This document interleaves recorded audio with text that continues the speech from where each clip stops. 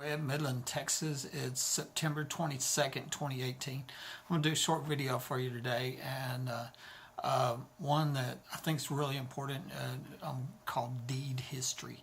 And one thing that it should be obvious by now with the evidence, multiple people, saying there's underground facility and tunnels here. Proof that I wasn't shot with my gun. I was shot from the ground 2 weeks after reporting the tunnel to the DEA. Then we can be sure that there's underground access to this home, and there's an underground facility here.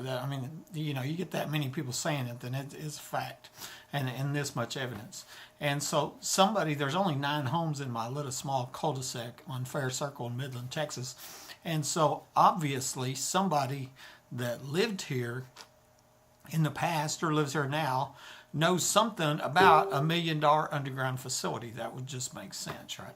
And so I'm going to show you, walk this kind of interactive where you can go online and you look yourself. We can look up the deed history, who used to own my home, because obviously somebody that owned this home knows something about it being rigged. You'd have to dig and cover up and remodel walls and all that stuff.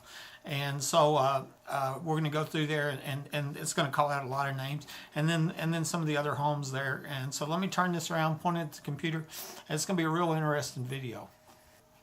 Okay, and I created this picture a good while back, and basically these are the 9 homes, and what these boxes are is from the Midland Appraisal District website. It's the deed history, okay, showing current owner, and then sold and the sold date, and who used to live here. Okay, so this is my home at 3802 Fair Circle, and this is the neighbor here at 3800 Eli Vargas, and here's you can tell he bought it in 2002 in November from HUD, and we can go back there. Same thing here. Bruce Paget lived here at 3801.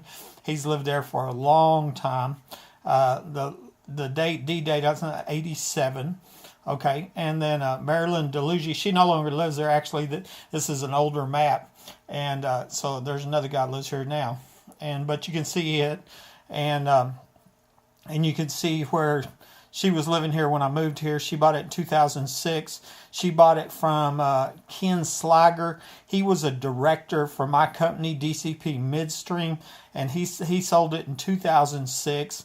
And he was over our commercial group. I think he's now laid off, and his group put on the oil show parties. And so Ken Slager lived directly across the street. Marilyn DeLuigi is the person that told me that Mike Lawhon died in my home, and she told me that twice. Okay, and she lived directly across the street.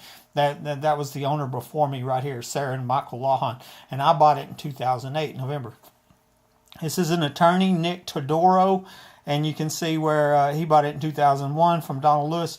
And these records online at the Midland County Appraisal District are not complete. I had to go to the courthouse to get, and I printed off, and they're not on here, but there's further records.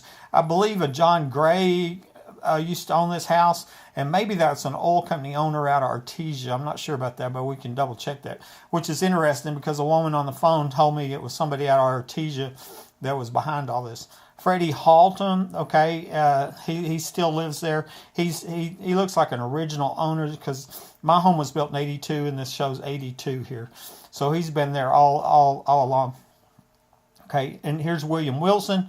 This is what I always call the Conaway home, which is not, but it used to be owned by the brother-in-law of U.S. Congressman Mike Conaway, who sold it in 2004, and then John Lejeune, and he passed away in 2008. He sold it to John David Ward, and then who sold it to Daniel Price. And what's interesting here about this home right here is Brandy Merrill, that used to own my home, married Daniel Price. They lived across the street when I first moved here.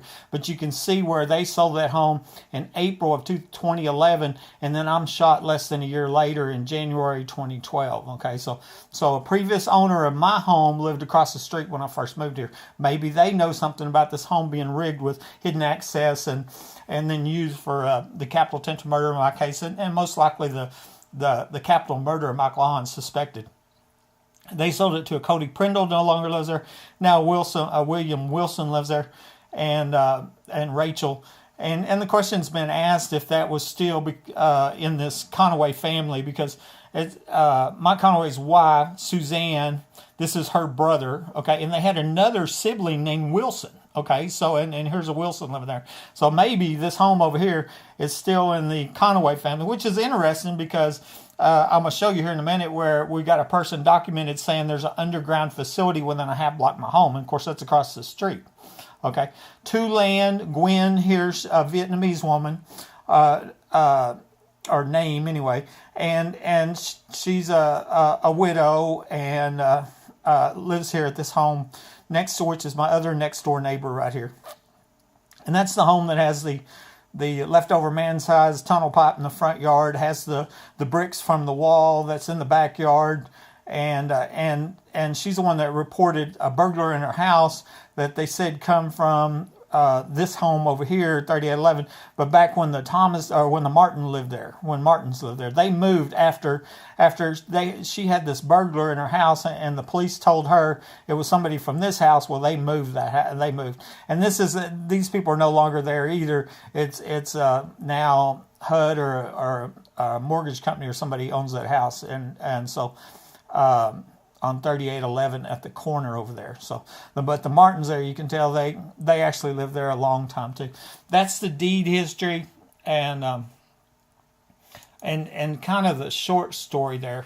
And so just to refresh here, two weeks after I reported a suspected tunnel to the El Paso DEA and the Midland DA from phone number 432-209-6494. I say that so that it could be checked because it's a fact. I called the DEA, reported a suspected tunnel, and they didn't look, and 2 weeks later my phone lines are cut and I'm ambushed and shot in my home. And that's why I'm crawling out, because I had no communications, okay? And so somebody at the DEA obviously was set up and set me up to be murdered, and the question's been asked if the last homeowner made the same mistake I did and called law enforcement to report crime, and he got set up to be murdered because he did his civil duty, because that's what happened to me. I called law enforcement, reported crime, and then I'm shot and left for dead in my home. And so that's a big deal. On a Facebook conversation right here with Rhonda Denman Rogers is her name, okay? And I say my home's sitting on some underground facility, or at least near it. She says, yes, I know, it's a half block away. I print screen this. Not 1 block, not 2 blocks, very specific, okay? She knew where this was, okay? And so that's only, one proof that I have there, okay? And then here's another guy, okay? Ricky Ronaldo says, I used to live in your house. That was this house a long time ago, okay?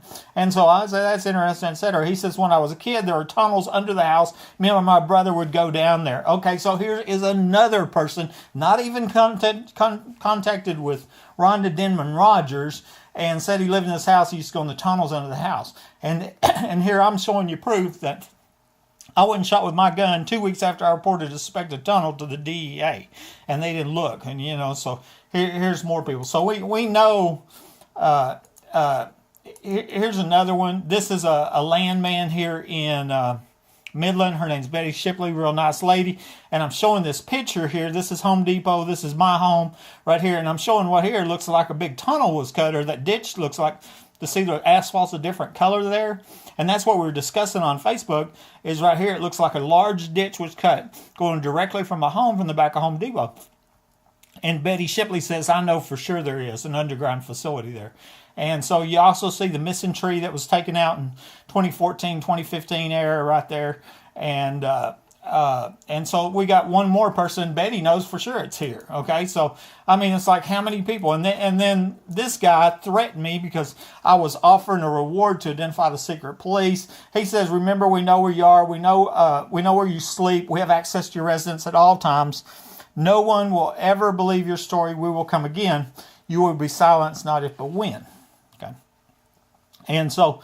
Why will nobody believe my story? Because they're coming from underground. That's why. Okay. And so that should be real clear. Okay.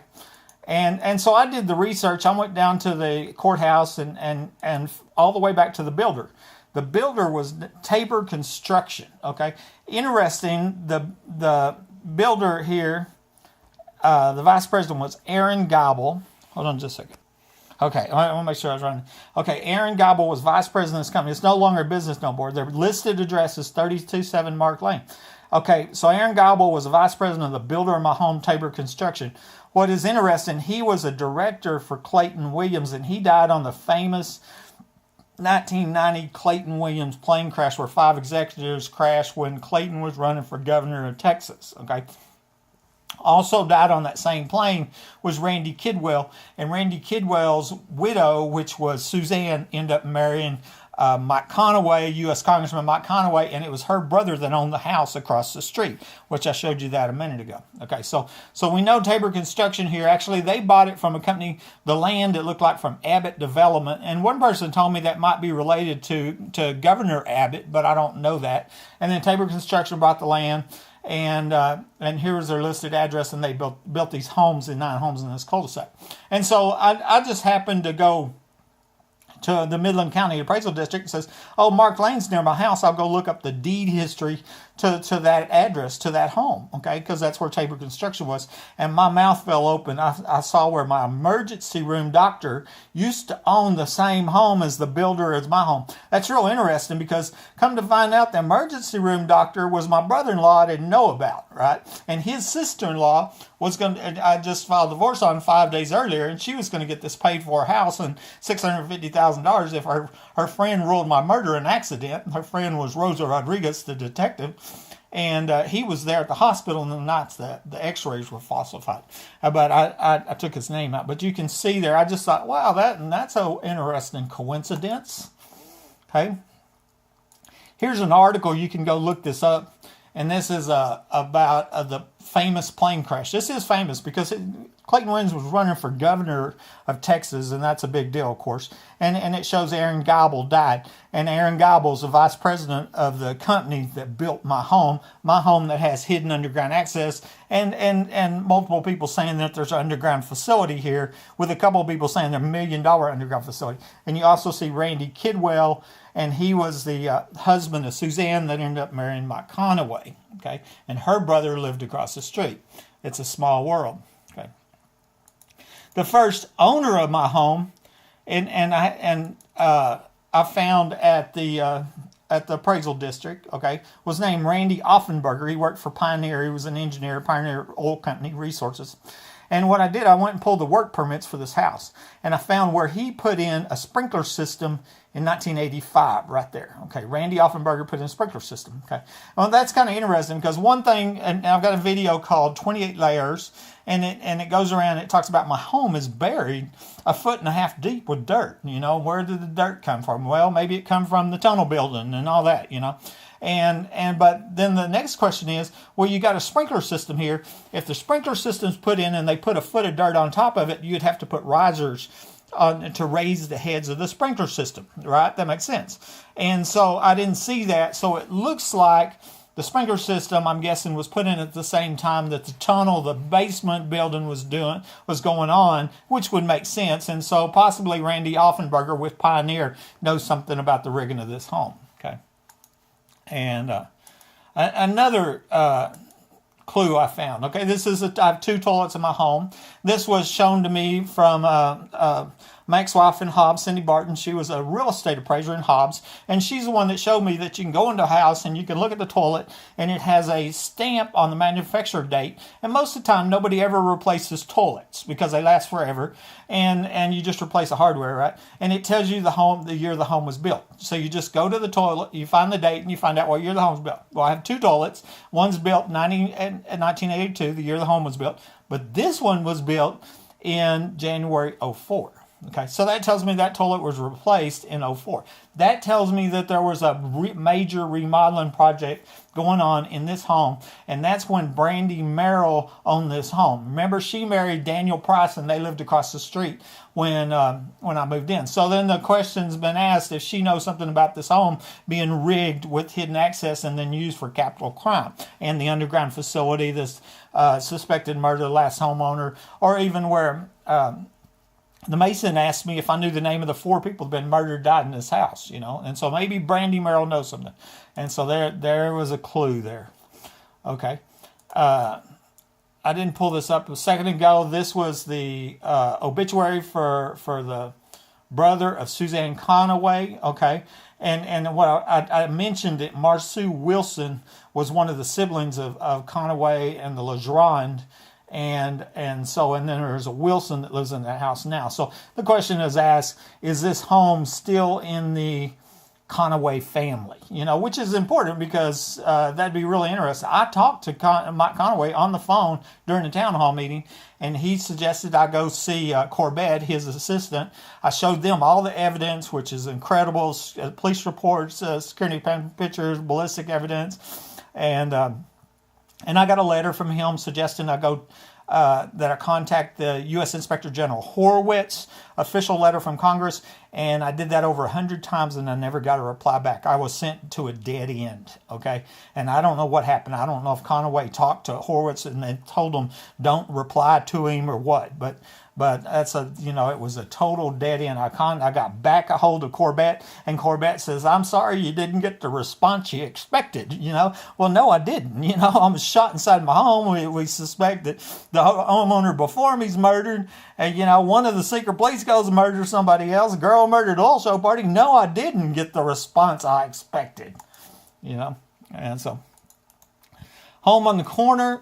This was the 3811, and from this home, somebody lived in this home, alleged to burglarize 3804, the next door neighbor at Tulane Gwynn's house in 2014, and it shows the deed history of that home, Thomas Martin, and they sold it here, showing here in 2013, and or there 2014. That's when they sold the house. They moved after that incident across the street where somebody from this house was allegedly in the other house. And I showed this picture because there was 15 bags of concrete used around there when somebody was living there, renters or whatever. This picture is taken in June of 2017.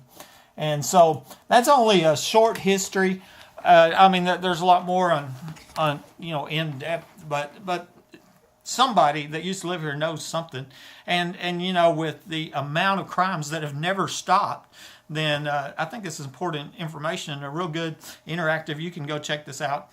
I think there was one other thing I wanted to show you here, and I didn't. Okay.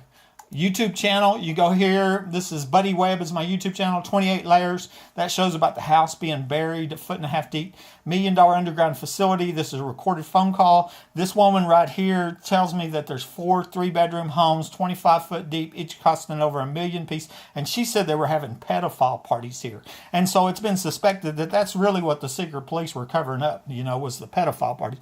And then you see a lot of other ones. This one is an older video, Midland, Texas Secret Police, because there's a new one called Secret Police Identified that has the names of the secret police in them. And so, and then here, I just put my address in, 3802 Fair Circle. You can drill down, and here it is right here. You drill down, and then you change it to here. Here's Home Depot. Here's my home. Here's all the homes in the Cul de Sac. So there's the Tulane Gwynn's house. This home here with the pool, that's what I call the Conaway house, which, of course, it was the brother-in-law of Mike Conaway used to live in this home right here. This home directly across the street, that's the one where the commercial director for my company that they laid off lived in this home. And so, anyway, it gives you an idea. And then this home over here, which is actually on Westmont Court, also has a pool. It had the same mortar problem as my home, and it's also in a half-block area. And that might be a clue that it has underground access over to that home on Westmont Court. And I think it's 3900 Westmont Court. And so, and then the last thing I was going to show you, if you go to midcad.org, okay, and then it'll pop you up here, and then you go property search, street name, and I do this all the time. Like if I hear an address on the police scanner of a shooting or whatever, I'll jump over here and I'll put the address in, and all of a sudden here's the address, and you can see there's only 9 homes in this cul-de-sac. There I am, Buddy Webb, 3802, and then you can drill into that here, and you see I'm up here, and you go down to deed history, and you can see the deed history here. Morris Kurt was a past owner. I think he's a teacher, and for some reason his children blasted me on Facebook and real nasty messages. I hadn't even met them people before, and so that made me suspect that the children of Morris Kurt knew something about the crimes and the capital murder attempt here. And I have them. I posted them before. Brandy Merrill here, and she had a lot of friends from my hometown of Hobbs, New Mexico. I noticed on her Facebook. She's the one who moved across the street. Then Mike Lawhon, he died. His death certificate's in Fort Worth, but the neighbor across the street said he died here. And so that gives you an idea of how to go to MidCAD and look up the properties. Y'all have a good day.